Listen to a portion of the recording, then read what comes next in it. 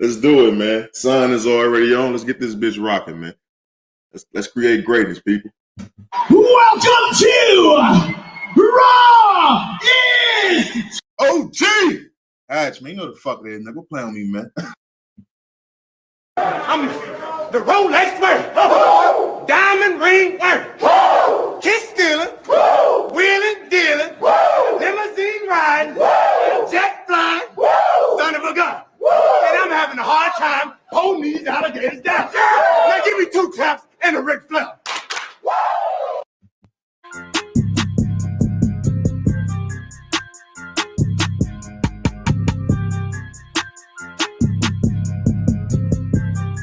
Oh, yeah, I like this.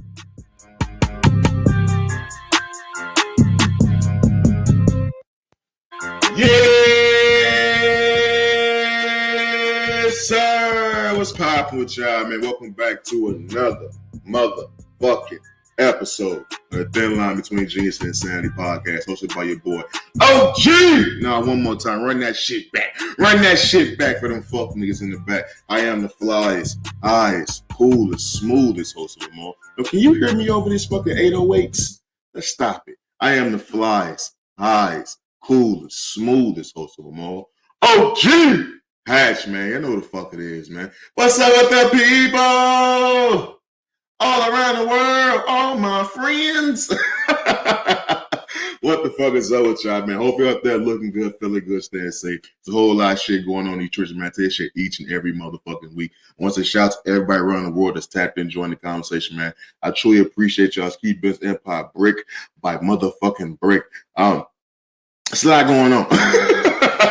It's a lot going on, man. It's holiday motherfucking season in this bitch. Y'all know, if you know me personally, I do not fuck with the holidays. I'm going to get into that a little bit later into the episode. I do want to say this, though, man, as we get into episode 110. We know we're starting our phase 2 real nice, B. We're starting our phase 2 real nice. And one thing I will say, man, these last couple episodes, I feel like I've been doing a real good job of staying true to what I want this podcast to be.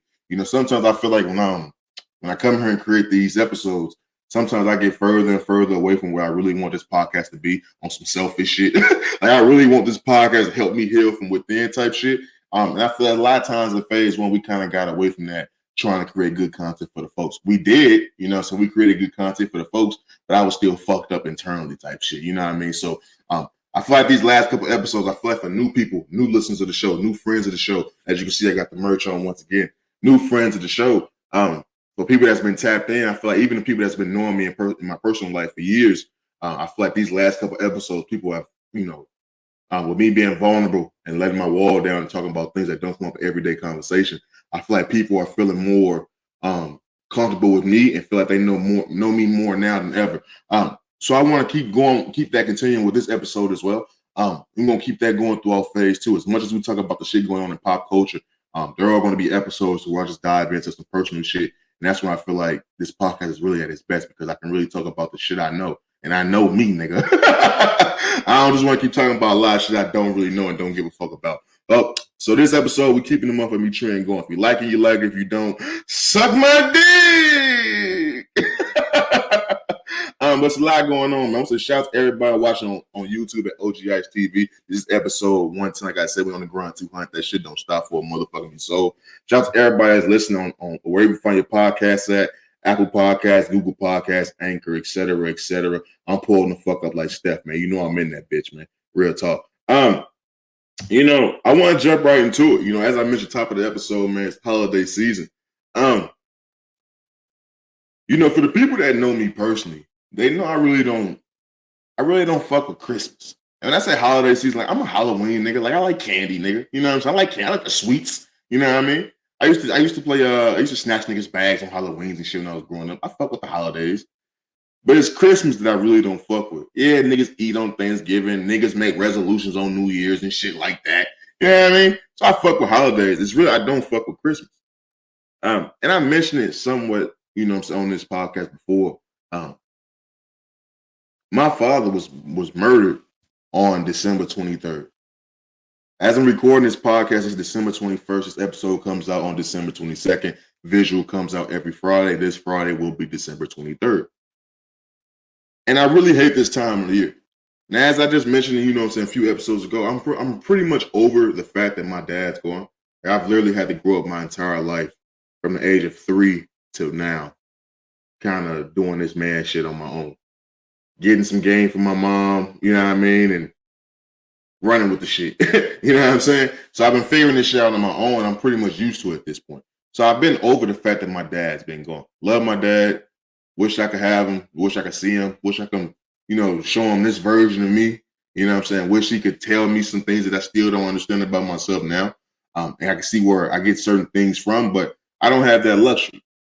So I've been over the fact that my dad's been gone. But every year around this time of the year, I really don't feel the Christmas spirit, man. Because I think a part of it has to do with, you know what I'm saying, the memories I have of my dad. I only have one memory of my dad. Like I said, he was murdered when I was 3 years old. I only have one memory of my dad that I'm going to choose to keep to myself right now. Maybe along the lines of this podcast, it may come out, you know what I'm saying, who knows, episode 250, whatever. It may come out one episode, but I don't really want to divulge into that today because it is something I hold near and dear to my heart. It's literally the only memory I have of my father. But there's another way I can find memories of my father because we had this tape. It was this Christmas tape that we had that had my father on. It's literally the only fucking tape we ever had of my dad. Right now, it's fucking missing. I don't know where the fuck it's at, and I feel bad about it. But it was a Christmas tape, so where it's literally the best Christmas ever. Everybody in the films together is gifts every fucking where, families everywhere, niggas is having fun, all types of shit. And the reason why I say that is because right now, I can't remember the last time my entire family has gotten together and did some shit like that. So it's literally, that's the moment for our family that's caught on tape. And I can't find it, but it has my dad on. At the end, he proposes to my mom and all types of shit. And we know the rest of the story. They never get married. Shit happens. You know what I mean? But knowing that my dad was murdered on December 23rd, I can never truly get into the Christmas spirit. And I don't know if it's multiplied out here being in Arizona to where there's no snow type shit. Like you gotta go up north to get some snow, and I'm really not driving that far to get some snow. But it's like out here, it's pretty much a bland ass Christmas. Like if you ain't got no kids and nothing, if you ain't really swapping gifts with motherfuckers, it's really like a normal day type shit out here in Arizona, personally speaking. But knowing that my father was murdered on December 23rd, and also I have a grandfather, my uncle's father, who died on the same day. Now, so that day is real gloomy in my family, so I'm never truly in the spirit when it comes to around Christmas time. And I feel like I'm the Grinch sometimes when people be in the spirit. Everybody, you know, Christmas time, motherfuckers cheesing and shit. Everybody just smiling, handing out candy canes and shit. You know what I mean? Motherfuckers is just happy around Christmas time. And I never could really motherfucking do it.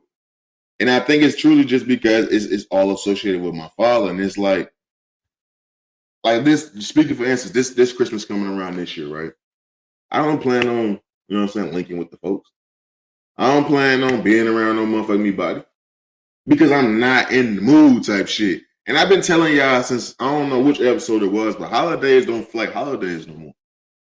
Like even before this whole pandemic shit, holidays don't feel like holidays no more, fam. Like the whole family don't get together no more. And if they do get together, motherfuckers will come at the end of every motherfucking thing.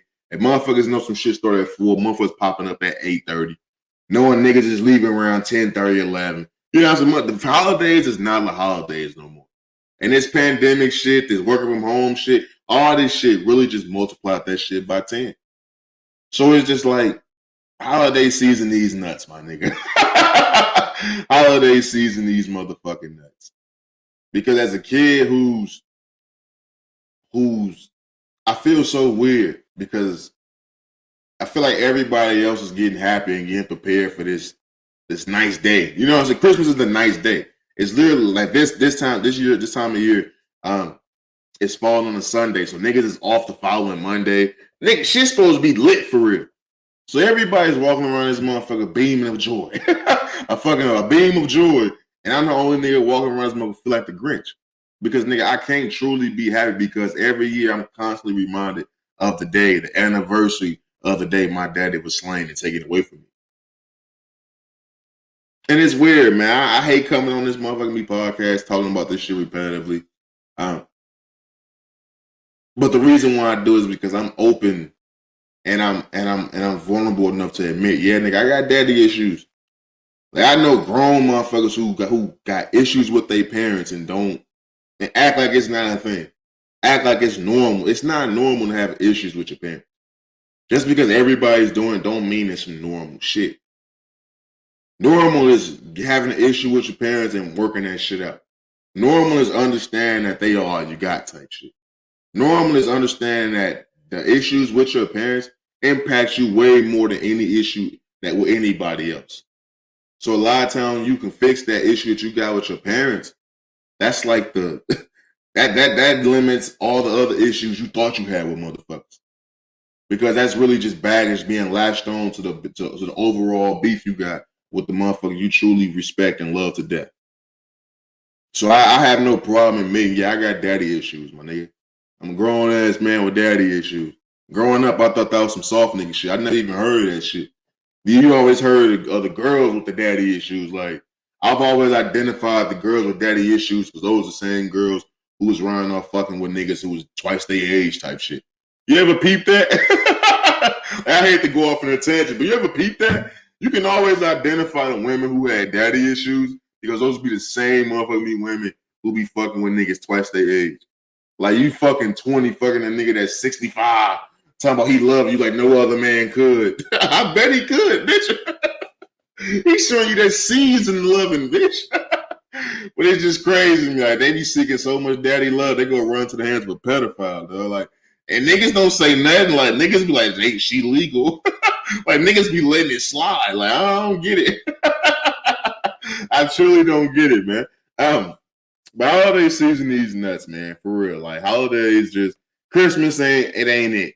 Fuck with me around New Year's, man. We popping the bubbly.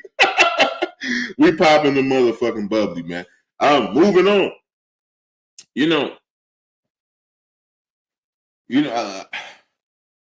I spent a lot of time talking about the fact that my father was murdered, right? And I spent a lot of time talking about how my stepfather didn't teach me shit. I don't fuck with him. Yeah, I mean, it was a waste of fucking time. And that's the reason why I don't really want to get into a relationship with a woman with kids, because I don't want to repeat that. You know what I mean? Like, I don't want to repeat that because I know what it felt like as a kid, feeling like, you know what I mean? Like a lot was missing type shit when it could have all really been there. But I never really talk about the man who changed my life, man. And it wasn't on some fucking Karate Kid shit, wax on, wax off, numerous days of training, numerous days of mentorship. It wasn't like no movie type shit. It was literally a 3 to 5 second engagement with this man. And I never truly give him the props that he truly deserved. I think about him a lot internally. But I want to come on here this week and give that man his props for helping create the man I am today. And like I told you, top of the episode, man, there's some shit that I gotta talk about for me to get over. If you want to fast forward, you can. If you want to tag along for this audio adventure, I fucks with you. I want to take this time to say shout out to Mr. Reasons. Mr. Reasons in Nantucket Gardens was an elder black man, who nigga looked like he had the Ice Cube face. Nigga always like he had an attitude. He was the old man you looked at. He looked like fucking Mr. Sam from Sanford and Son, but he always had to look like he was finna say some shit to you and you ain't want to hear it, but you always respect him. And me personally, I respect, you know what I'm saying, my elders anyway. I respect everybody. I don't show respect all the time to motherfuckers until they earn it. You have to earn my respect. But if you older than me, it is what it is, my nigga. You can see some shit I ain't seen clearly. But Mr. Reasons was a motherfucker. I just looked at him and I always respected. And I don't know if it's because I was a kid, you know what I'm saying, a young kid. And I didn't really have a male figure in my life. I wasn't actively looking for it, but when I seen an older male father figure in other people's lives and my friends' lives, I always kind of was admired by them. And Mr. Reasons was a man in a complex. He didn't bother nobody. He didn't do shit. Sometimes you just see him on his porch watching, you know what I'm saying, the kids play ball, play football, all types of shit. And one day, Mr. Reasons pulled me to the side, man, by myself. I was out there with all my homeboys and shit like that. And I used to always catch Mr. Reasons looking at me. And one day he pulled me to the side, right? And we were just talking. And I could tell by talking to Mr. Reasons that he was looking at me, he was observing some shit. And he seen something he didn't like. So he stopped me mid-sentence and was asking me why I wasn't looking him in his eyes. And me personally, I'm thinking like, shit, you're not supposed to look your elders in the eyes type shit. Never was taught you're not supposed to do that, but I just always submitted to not looking my elders and shit into their eyes, I should say. And he stopped me. He said, no, you're gonna be a strong man. He said, when you're talking to somebody, you're looking dead in their eyes. He said, it's not a sense of disrespect. It's not a sense of you trying to instill fear in it. But what you're doing is letting them know that you're engaged and that you stand in your ground. And he also said, right after that, he looked at me and said, shake my hand. And when I shook his hand, you know what I'm saying? I gave that nigga regular, you know what I mean? What's up, my nigga? Psh, on some Will Smith shit. On some Fresh Prince shit. I did some silly, goofy shit like that. And he was like, no. Shake my hand. And he gave me a firm handshake. And nigga, literally, he gave me a firm handshake and he told me to look him in his eyes. Those two things that Mr. Reasons told me stuck with me for the rest of my life, bro. From that point on, I've never, you know, so when I'm talking to somebody, I look them dead in their eyes. I look them dead in their fucking eyes. When I shake somebody's hand, I give them a firm handshake and look them in their eyes. And what he was teaching me was steps to becoming a man. I don't know if you ever seen the list on social media that floats around. I see it every couple of months. It's like a laundry list of things, of like ways to helping to become a man. It's like a laundry list of shit that they got on there for, you know, to help men become men type shit. And I always seen those two things on the list. And I said, damn, to think that a fucking quote unquote random fucking old man stranger in the apartment complex taught me the first two things in my life to becoming a man. He's the only man in my life that literally took the time to just teach me some shit. And that's why I always tell motherfuckers, bro, it's not about the messenger, it's about the message. Mr. Reasons changed my fucking life, bro. Because that was the first time a motherfucker came across that wasn't my mama. That just showed they cared. That saying something to me type shit. You know what I'm saying? Like it takes shit like that for a motherfucker to be like, damn. Why he tell me that? Like I said, there was a group of us out there, bro. And Mr. Reasons always said he saw something in me that I was different from the people I was hanging around with. Now I ain't the nigga that's finna come on, you know what I'm saying? That's going, you ain't never finna catch me talking about some, yeah, I ran with the wrong crowd. I was running with some guys that was leading me into some bad things. No, I wasn't. A lot of times it was my idea to do shit. I wasn't running with no fuck niggas like that. I wasn't running with no niggas like that. Do I got niggas who did certain shit? Yeah, who don't? I was cool with pretty much every fucking body. But you would never catch me talking about some, yeah, man, I was just hanging with the wrong people, the wrong group of people lately. That's why I did this. That's why I'm on crack now. Like, nah, man. You'll never catch me doing that. A lot of niggas I was with, we played ball, played sports. We hooped every day, played football every day, played nigga now. You know what I'm saying? We threw eggs at cars and shit. Like, we did the normal bad teenage shit. We bag snatched on Halloween. We kicked those. We ran from the police. We smoked weed. Like, we did every normal teenage shit. So, no, I'm never going to shit on my niggas and be like, yeah, I just ran with some fucking thugs and goons and goblins and niggas on WIC now and on fucking EBT and shit. Nah, nigga, they're my niggas. But Mr. Reasons always said he saw I was different from them niggas. Now, you fast forward 10 years later, we all doing our own thing. Yeah, I feel like I'm the chosen one, but shit.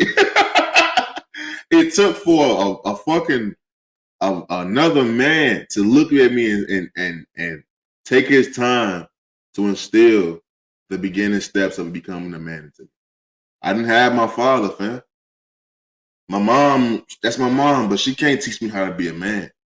She can teach me how to be a good person. She can teach me how to be a fucking strong individual.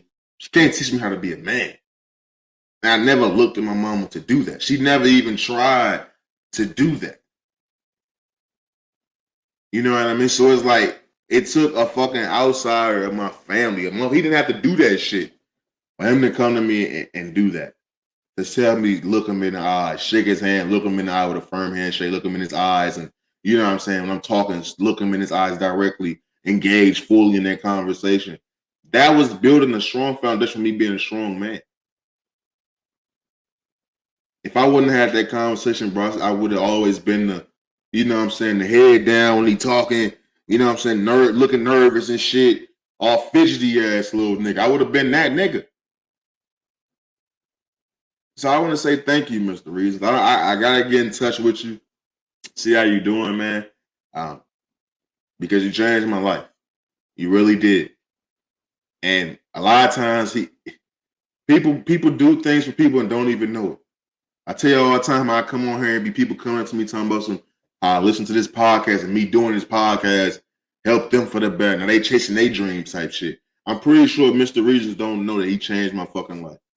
I'm pretty sure Mr. Reasons don't know that I held on to those two things from that day. Mr. Reasons don't know that I still hold him high on my list of fucking influencers in my life. The man changed my life for the better. He probably don't even know it. So you never know who you helping and who you saving and who you know what I'm saying, making a better person by just, you know what I'm saying, being nice to motherfuckers and, you know what I'm saying, acting like you care, showing you care. You never know what you're doing for that person, man. So, Mr. Reason, man, I want to say thank you once again. I hope everything is okay. Your fucking granddaughter, Jemiah, I got to get in touch with her ass again. But yeah, man, I love you, man, and I really hope everything's okay. Moving on. You know, I want to get into something I touched on this podcast before when I had my dog Big Keith on the episode. I want to talk about the impact of coaching. You know, I was sitting back, right? And while I'm at work, I work from home and shit. So I needed some shit to watch. And I ended up watching the Shannon Sharpe and Deion Sanders interview on Club Shay Shay. And, you know, this Deion Sanders nigga, man, he a funny cat, man. Because typically I don't like niggas like Deion Sanders. I don't like niggas that, you know what I'm saying, inject God into everything. God led me this. God led me do this. I did this because of God. I got God on my. I don't like niggas like that. But with Deion Sanders, when I see Deion Sanders, I still see the must be the money Deion Sanders. So I chalk everything up to growth. You know what I mean? You know what I'm saying? I chalk everything up to growth. I feel like all the niggas from the 80s and 90s and shit like that, they all get to a certain age, they all act the same. Like Deion Sanders, Magic Johnson, all them niggas act the exact same. They just stomping your feet when they shake your hand ass nigga. They showing you all 32 teeth ass nigga. But prime time is prime motherfucking time, nigga. So I kind of let them slide with the whole God shit, right? But as I was watching this interview, right, one thing I can't deny, I would have loved to play football for Deion Sanders. Yeah, because he Deion Sanders, but like the coach, if he wasn't even prime fucking time, if he was talking the shit that he's talking, I would have loved to play for that man. You know, I got in touch with my high school football coach, right? Hinkie, not too long ago. And it was a great conversation. Love Hinkie. I feel like my senior year with Hinkie changed everything that I ever felt about Hinkie before that. And I tell motherfuckers all the time, Hinkie is the reason why I don't like football like I do. Like, nigga, I used to like football. I used to really like football. Like, yeah, I came on to watching this shit late. I first started watching football 06, the Super Bowl, the Colts versus the Bears. That's why I'm a Bears fan, for people that be asking me that. My first football game I had ever watched was the 06 Super Bowl, Bears versus Colts. Devin Hester ran that shit back, first kickoff. I was in love ever since. Them niggas lost, but I still roll with them niggas to this day. Sometimes I do it in the closet, but I still roll with them niggas to this day. But when I got to McClure and I played football my freshman year, I kind of got behind on the 8 ball. A lot of them niggas don't understand, bro. A lot of them niggas that was on the team, them niggas played on the middle school team too. I didn't play on the middle school team. I played for a whole nother fucking school, only 7th grade year. I didn't even play football 8th grade year. So a lot of niggas had a head start on me. So freshman year was bullshit. The coaches was bullshit. I was low on the depth chart. And I wasn't ass, but I was playing positions that I'd never played before. Like, nigga, when you in the backyard, when niggas in the backyard, people gotta understand this, right? That's why I never want to call niggas whack when they playing organized football for the first time or organized sports for the first time. Because when niggas is in the backyard playing ball, they not playing center. When niggas in the backyard, they not playing O-line. Niggas ain't playing that shit. D-line, no, nigga. Niggas, everybody's playing wide receiver in this bitch. Everybody's QB, running back, and wide receiver. When you hooping, everybody's a shooting guard. Everybody's the point in the center. You know what I'm saying? Ain't no motherfucking me. And on the niggas that's playing center in the park, them niggas ain't real centers. They just the tallest nigga on the court. So he just supposed to get some boards type shit. Niggas ain't being taught to box out. When you playing football, niggas ain't being taught to snap the ball. Niggas ain't being told to take the fucking ozone step, the inside zone step. Niggas ain't being taught to pull and all that bullshit. I don't want to be chest to chest with a nigga chopping my feet. But that's what it was. Niggas got to understand when niggas is playing ball, nobody wants to be the fucking O-lineman. And so that's what I got. That's what I jumped into, playing some fucking center. The nigga, I've been playing fucking, acting like I was Jerome Bettis all my fucking life in the backyard with niggas, running niggas over and shit. Playing tight end Mossing niggas and throwing the ball 50 yards type shit, feeling good. Now I'm playing fucking center. But the reason why I say hinky is the reason why I didn't like football no more is because as much as I love Coach Hinkie, I would never mistake Hinkie for the encouraging nigga. Hinkie wasn't a nigga you want to run through a wall for. Hinkie wasn't the nigga that, you know what I'm saying, his words got you through some shit. I remember a time when Hinkie gave a motivation speech and niggas was like, yeah, you know, niggas slamming their helmets on the benches. I don't remember that shit. And I'm not shitting on Hinkie. I'm not really trying to compare Hinkie to Deion Sanders, but what I'm saying is, I ain't trying to do that because that's only one prime time. But what I'm saying is, it's something about coaching, my nigga. I never felt that the work I was putting in was appreciated by my head coach. I never felt I was really given a fucking chance by my head coach. I felt like I really got my chance because I had to have my chance type shit. The niggas that they had in front of me, them niggas was gone. I was the oldest nigga on the roster now, so now I get my chance. And yeah, I made the best out of what I did. Broke the school record, over 100 tackles and shit. Yeah, hella tackles in the backfield. Almost had a pick in that motherfucker. But I had to do that because I literally only had one chance. I couldn't fuck up. Because I was going against the grain. I feel like every play I made was fucking overdue. I feel like every play I made my senior year was long overdue because I felt my coach never truly gave me the opportunity. So when I see Deion Sanders, I'm like, yo, man, niggas is mad at Deion Sanders for leaving. But they not talking about what he did for them kids, how he impacted them kids. Yeah, we all know the transfer portals is,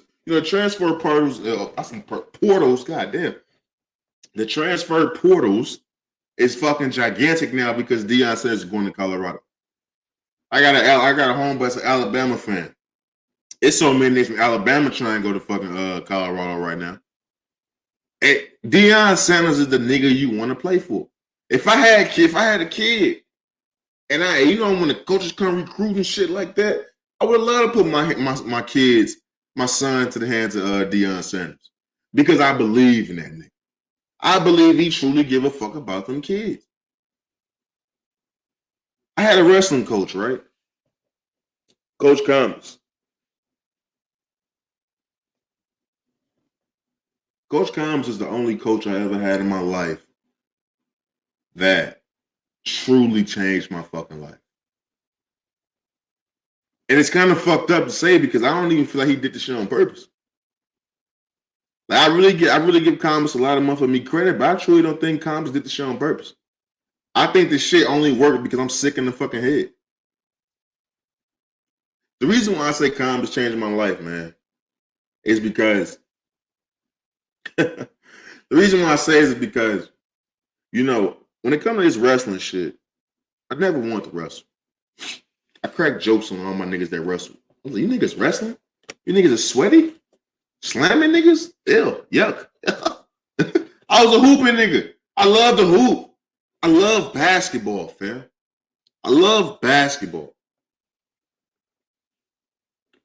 But the 6'4", 300-pound nigga you see today is the nigga I was. In freshman year, sophomore year, bro, I was like 5'5", 5'6". So I did the wrestling thing sophomore year to get small. I was chunky. Excuse me, I was chunky. So I wanted to do wrestling to lose weight for basketball. Nigga wanted to build some Paul Pierce type shit. Get the wrestling, getting my ass whooped the entire time. But the entire time, I'm also having this coach there. I forget the nigga name because I really want to fuck him up. But it was a coach there, white dude. People don't understand why I really came back to wrestling. And it really has everything to do with that nigga. They didn't have shit to do with Combs. But I feel like Combs knew about the shit and didn't really give a fuck. The white coach I had, he didn't fuck with me, bro. Like, in wrestling, people don't understand that coaches are supposed to be there to assist you. They're in the corner. You know what I'm saying? Try this move. Get up. Build your base. All types of shit like that. They're supposed to coach, nigga. Like, what the fuck? He never coached during my matches. When I say that, I'm not exaggerating. Like, I'll be getting put in the move, and I look over at that nigga. He'd just be staring at me with this fucked up look on his face. So as a kid, bro, you gotta understand what the fuck is going on, what's happening to me right now. I'm out there getting my ass whooped alone. Like, yeah, it's a one-on-one thing, but I'm literally out there alone. Like, niggas ain't trying to hear that. Like, my homeboys and shit that's out there pinning niggas in 2 seconds, they not trying to hear that. Nobody's trying to hear. I'm telling Combs, like, yo, Combs, bro, this nigga is not coaching me, fam. The nigga is not giving me advice. Like, I'm getting my ass slammed on my shit. He not telling me the fucking fat man roll. He not telling me to shit. He not giving me the chest pumps before I get on the mat. He not doing that shit. And Combs didn't give a fuck. So it's like, as I'm getting my ass with that entire fucking year, we get to what ended up being my last match. I got kicked off the team. We get to my last match. I'm putting shit together. I'm clicking. Like, nigga, I cut the weight good. I'm feeling good ever since weigh-ins, my nigga. I'm winning shit. I'm winning now. We get to like the semifinals type shit of the fucking tournament. I get it, nigga. I pinned a nigga, but they didn't call it. Somehow, some way, the nigga reversed the shit. And I'm on my back for like 0.5 seconds, right? All you hear is fucking ref slam the mat. Pin my ass, right? And I get up like, you bullshit. Bullshit.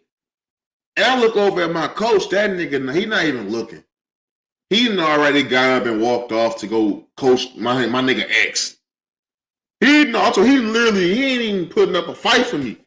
Like, I done put in so much fucking work all year. Niggas gotta see my POV. I've been putting in so much work all year, getting my ass whooped all year. All my homeboys running around with all these medals. I didn't have one fucking medal. I didn't have one medal. So the one time I start putting shit together and I get cheated, even with my coach not even coaching me, it's 1 against fucking 3 out there, me against the refs and my coach. And that nigga, he not even watching me. So I go the fuck off. I get escorted out the fucking gym, kicking me out the tournament. Nigga, it's snowing outside, bro. They threw my ass outside in a singlet. My mama had to come drive all the way out there to come get me, bro. They didn't even let me ride back on the bus. Like, do niggas hear what I'm saying? They didn't even let me ride back on the bus. I get back to the school, Combis come through that motherfucker and kick me off the team. Like it wasn't no, you know what I'm saying? It wasn't no my side of things. It wasn't shit to talk about. He just kicked me off the team. Right? The conversation was literally 10 seconds long. He walked up, pulled me to the side, told me, hey, this ain't gonna work. And I kind of think I could have stayed on the team if I was good enough. But I really think Combis felt I was whack as fuck and felt there wasn't no need to even put up with the shit because I was whack as a motherfucker. And that's why I came back. Because I had never up until that point in my life, had a motherfucker look me dead in my motherfucking eyes, man. And I can look at them back and I can tell they thought I wasn't shit. I looked at Combis' fucking eyes, but I love Coach Combis to death. Beautiful family, love his wife, love his kids. I looked at his fucking eyes, bro, as a fucking, what was that, sophomore year? So my fucking allergies going crazy. I was like, what, 14? Yeah, I was 14. Yeah, 14 years old. As a 14-year-old teenage boy, I'm looking at this grown-ass man in his eyes and I can tell he didn't think I was shit. So when everybody asked me why the fuck I kept going back to wrestling, that's why I went back to wrestling right there. Because Combis looked me in my fucking eyes and I could tell he ain't think I was good enough. So I came back and I attacked that shit like a fucking mad scientist. I stopped doing things I wasn't good at. I'm not doing no blast doubles, bro. Fuck the blast doubles. Fuck the head and arm slams. Nah, nigga. I'm finna do this one move. And I'm gonna do this one move all day, every day till I perfect this motherfucker. And throughout that entire fucking run, I never got a fucking, you know what I'm saying, words of encouragement from Combis. Combis, he still treated me like I was that ain't shit ass nigga from sophomore year. Up until the point where I got my medal is when I finally seen Combis acknowledge that I was that nigga. And at the time, it made me mad, right? At the time, it kind of made me mad. So I'm like, damn, nigga, you stay showing love to Marvin. You stay, and I say these names, I'm not dissing my nigga. These my niggas. I fuck with Marvin, I fuck with all my niggas. But I'm sitting back, like, you showing a lot of love to this nigga Marvin, to this nigga Cam. So you showing a lot of love to my nigga Ern, to fucking X, Linzel. So you know what I'm saying? You showing a lot of love to Big Dave. You showing a lot of love to a lot of these niggas who ain't putting on the performances I'm putting on. And they used to make me so fucking mad, bro. Of course, I ain't make a scene because I'm happy for niggas. We all winning. I'm winning, so it ain't really a topic to be talked about. But in my mind, that's what I'm thinking about.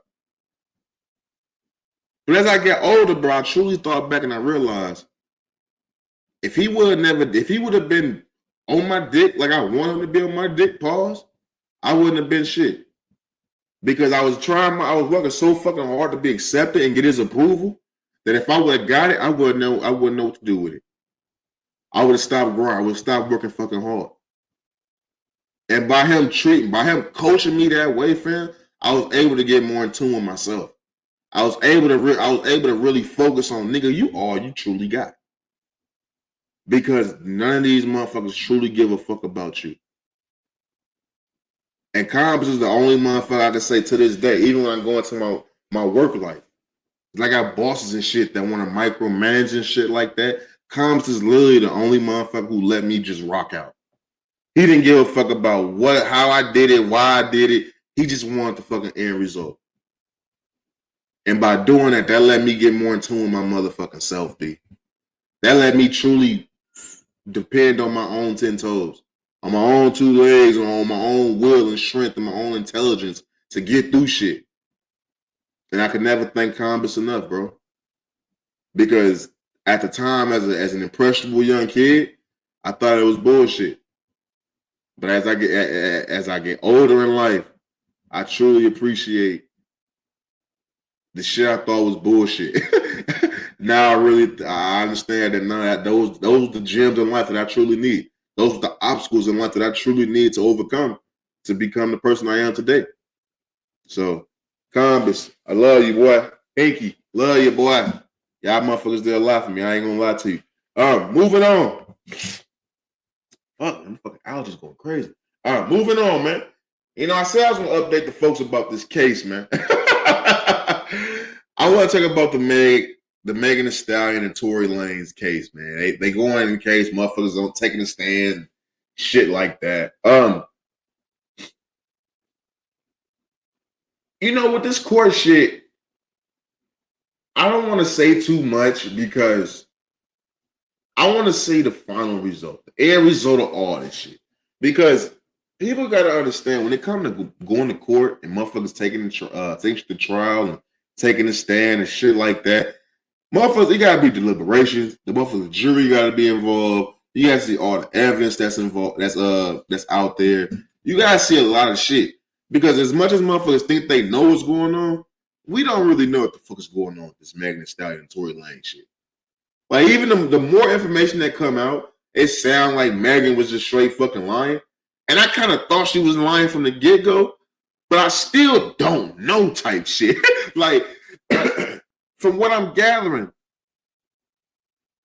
they say Tory did have a gun. Old girl that was Megan Thee Stallion ex-best friend who was in the car with them, she said Tory said he had killed her. She testified and said that shit. But when they tested the gun, Tory Lanez's DNA was not found on the gun, and the DNA came back inconclusive for a woman's DNA. I'm gonna assume it was Megan Thee Stallion's ex-best friend. Because they also throwing out the rumors that she shot at Megan Thee Stallion. Now, could she have done under the direction of Tory Lanez? I don't fucking know.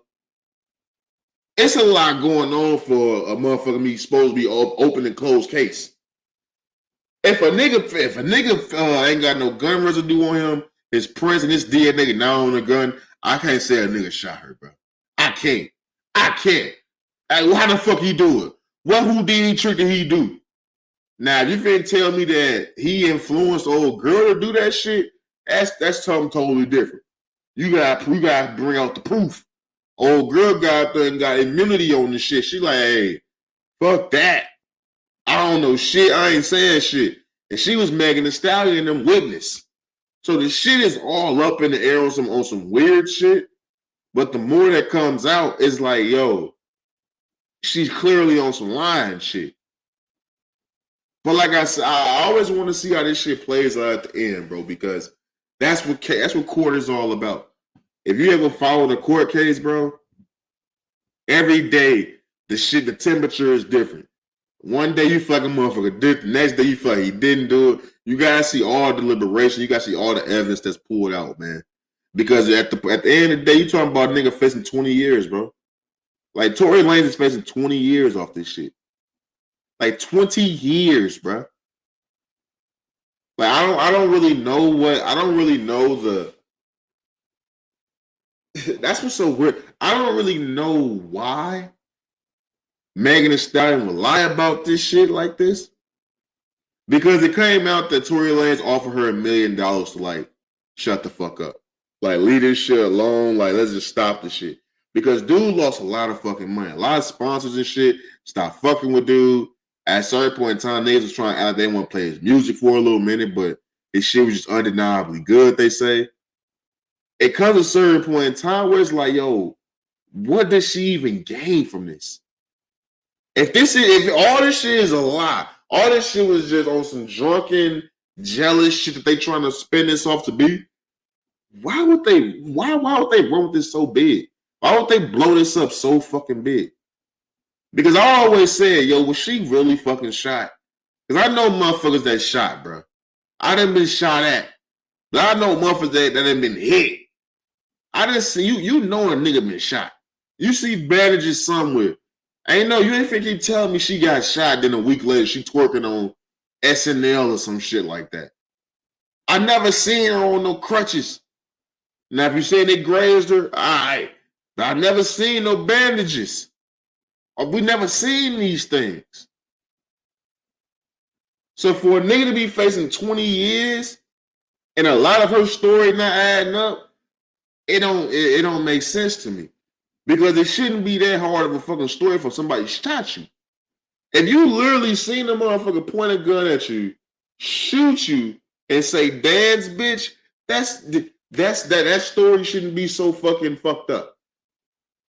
And everybody trying to make a situation about her fucking. It came out that she was fucking Moneybag Yo, the baby, Tory Lanez, Ben Simmons. I'm sitting back like, duh. Like, I can't be the only nigga that's so fucking gullible to think when I see a fucking high young new rapper, female artist, fucking with a new high young female male rap artist, they both single, she rap about twerking on dicks and riding dicks all night long. He rapping about sipping lean and fucking bad big booty bitches all day long. I thought they was fucking when I first seen them taking pictures together. I thought she was dating Moneybag Yo. I thought she was fucking the baby. The nigga that said "let's go" on every fucking music video, that's rapping fucking fake hair around his wrist on every time you see him. Yeah, I'm pretty sure he fucked Megan Thee Stallion. I wasn't surprised by this shit. The only one I was really surprised by is the Ben Simmons shit. I'm like, ain't no way that weak-minded nigga was handling that ass. Ain't no way. Ain't no fucking way. The nigga that won't shoot, he shot his shot with that big booty motherfucker. That nigga, he catfishing. That nigga catfishing the NBA, B. That nigga got Mamba mentality for real. But it's like, I didn't think those, you know what I'm saying, so fucking eye-popping, you know what I'm saying, details that was being revealed. Like, yeah, I thought, when I seen her first with Tory Lanez, I thought Tory Lanez was fucking. I mean, silly me. I'm sorry. Maybe I shouldn't think like that with all females. But females that rap about fucking and sucking on niggas with rollies and Audemars and baguettes in his chain, I'ma think she fucking a nigga that's walking behind her, holding her hand, taking pictures with her, putting his dick on her ass with the rollies and Audemars and baguettes in his chain. I mean, what the fuck? If it walk like a duck, quack like a duck, it ain't a fucking Lizzo. It ain't a fucking Lizzo, bitch. Wow. But in all seriousness, man, the case is the case, man. I want to wait till it's all said and done, man, because I feel like the same thing that's happening with this case is the same thing that's happened with the Johnny Depp case. Like, a part of me sat back after I seen all the wild shit old girl was doing to Johnny Depp. It was fucked up. But when I seen the whole world just like going Johnny Depp's side, a part of me was saying, yo, what if she not lying? Like, what if she telling the guy honest motherfucking me truth? And sometimes the truth just be so fucking wild that you think it's a lie.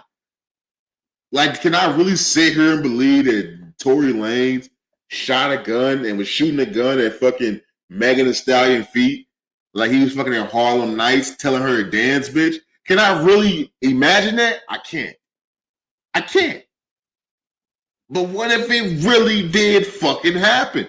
If the DNA had came back on Tory Lanez on this gun, I would have said, yeah, he did that shit. If he would have came back with the gun residue on his hand, I would say, yeah, Tory Lanez did that shit. Because I didn't watch plenty fucking Law and Order episodes. I'm caught up. Actually, I didn't watch every fucking SVU episode, bitch. If he got gun residue on his hands and his DNA on that gun, he's going down. I don't give a fuck. Fuck the bullets. Fuck the casings. Fuck the body at that point. You going down, nigga, for something.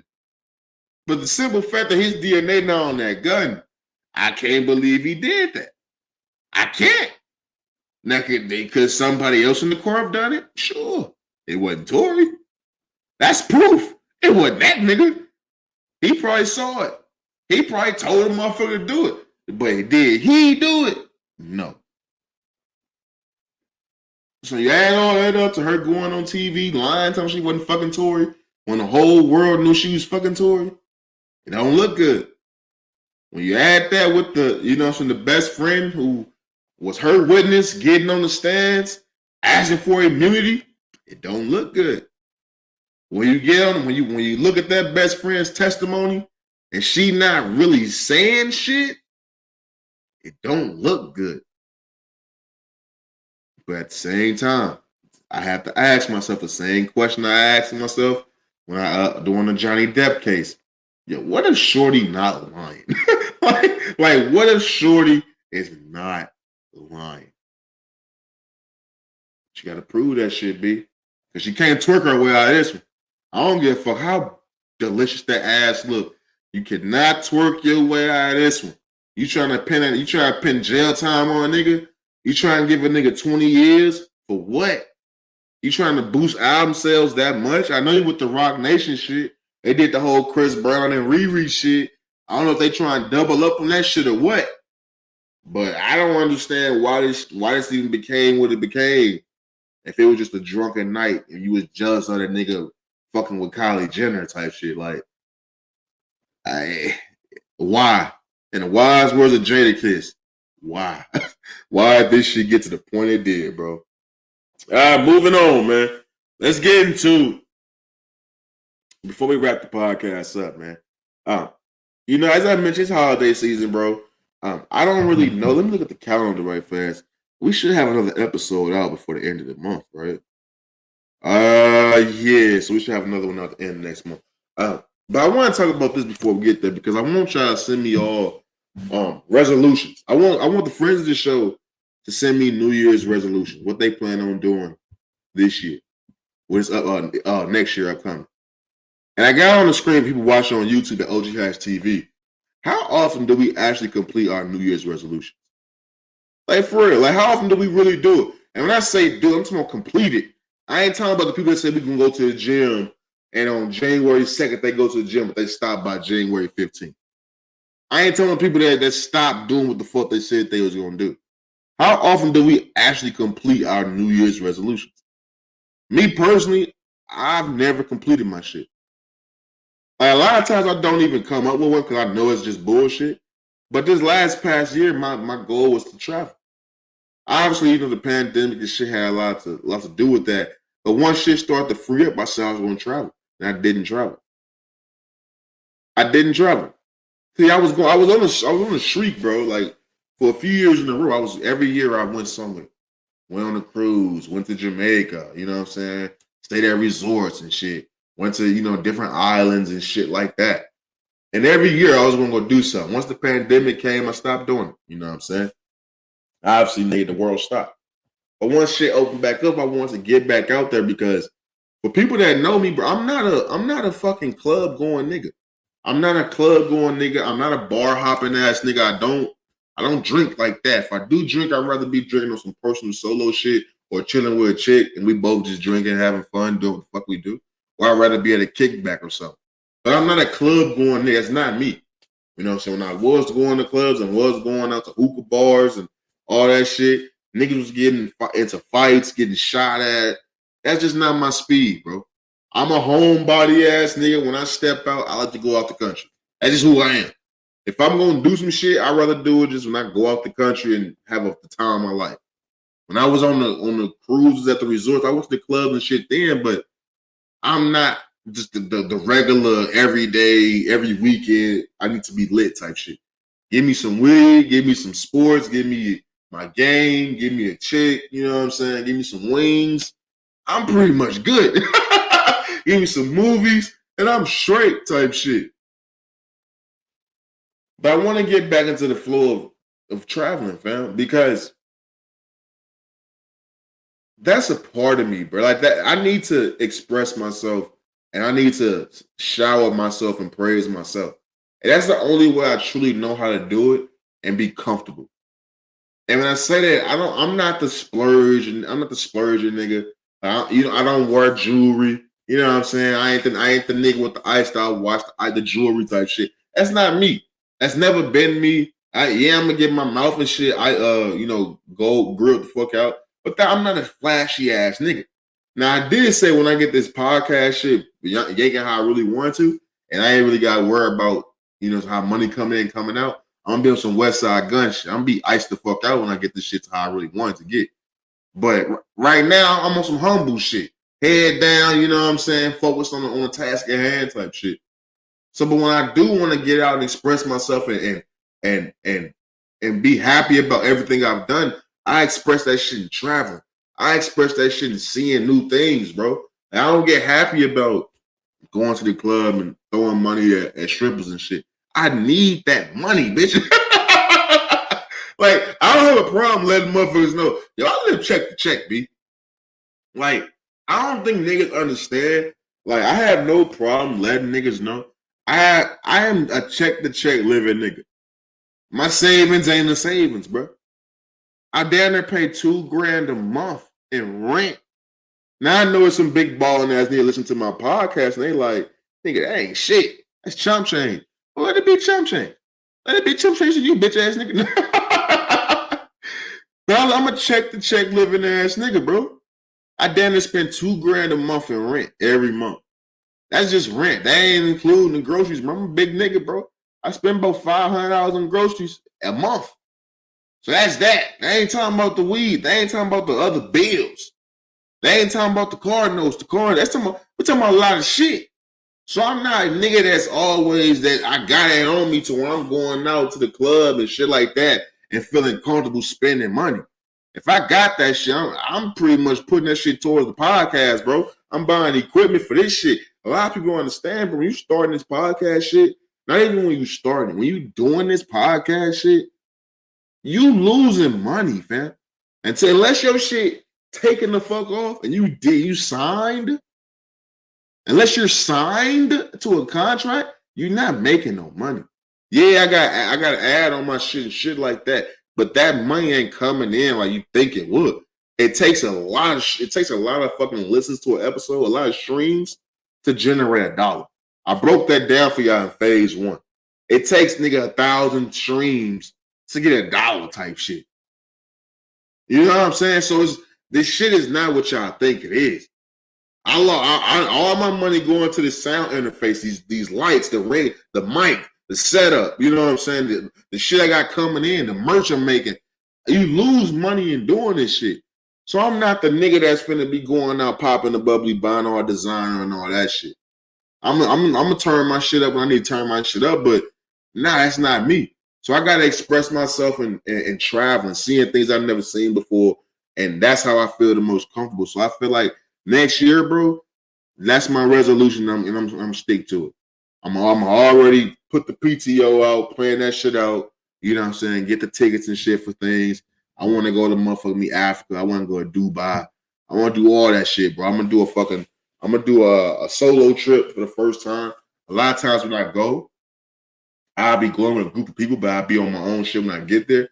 I say I'm gonna actually go by myself this time, bro. I'm gonna go to fucking Dubai or something by myself and just chill out, bro. Like just do shit major, bro. Ball on motherfuckers. I'm supposed to be balling on motherfuckers, bro. Because a lot of times, man, I be feeling like I spend so much time trying to be responsible and humble about shit that I don't really shit and flex on motherfuckers how I really should. And that's what I'm gonna do this year, bro. 2023, it's gonna be a whole different hatch, bro. I already cut the motherfuckers off that I need to cut off. So I need in 2023, but we getting back traveling. We getting back that confidence, getting back to an all-time level. I'm back on my Kobe shit. And we finna turn this shit up a whole nother motherfucking level, bro. Real talk. But I think that's all we got, bro. Let me make sure, bro. We talk about holiday season, talk about Mr. Reasons changing my life, impact of coaching, Megan and Tori going to court, talked about New Year's resolutions. Yeah, man, that's all we motherfucking got, man. Shorter episode than I anticipated, but I don't just want to be here rambling about a bunch of bullshit, man. So we're gonna go ahead and end the podcast there. Before I get out of here, although I don't enjoy the holiday, Christmas time, shit like that, I want to say Merry Christmas to all the friends of the show.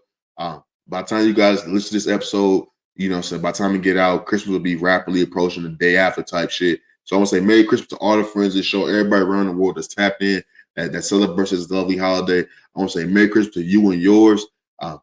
And my gift to you all is this fire-ass content, man. I fuck with y'all. Hope y'all fuck with me for the long run. And shout out to all my day one listeners, man. Real motherfucker me talk. But with that being motherfucking said, but yeah, man, fuck, we finna get the fuck up out of here, man. You know I give it up, man. It's all love these ways. Never let them sidetrack you with the bullshit. Always keep the main thing the main thing. Stay safe, stay sharp, stay sane. And I'll holler y'all next week, man. We out this motherfucker. Peace. Hey, for real though, man. Niggas don't understand just how important that culture shit is, man, for real. I ain't even trying to get, they already calling me racist type shit. They don't even know I'm talking about a white man changing my life. They don't call me Lil Wayne in the second in this bitch. Real talk, man, but that culture shit is important, man. You never truly know who's gonna come through and change your life. You know what I'm saying? It's not always about the messenger, bro. It's really about the message. You can learn a lot from motherfuckers, but if you just take the time to want to learn type shit. So, you know how I give it up, man. We out this motherfucker, man. Welcome to Raw is OGHatch, man, you know the fuck it is, nigga. Go play on me, man. Now, you know what? Before I get out here, I want to hear that Ric Flair shit one more time, bro. The Colts killed that shit. I'm the Rolex worth. Diamond ring worth. Woo! Kiss stealing. Woo! Wheeling dealing. Woo! Limousine riding. Woo! Jet flying. Woo! And I'm having a hard time holding these alligators down. Now give me 2 claps and a Ric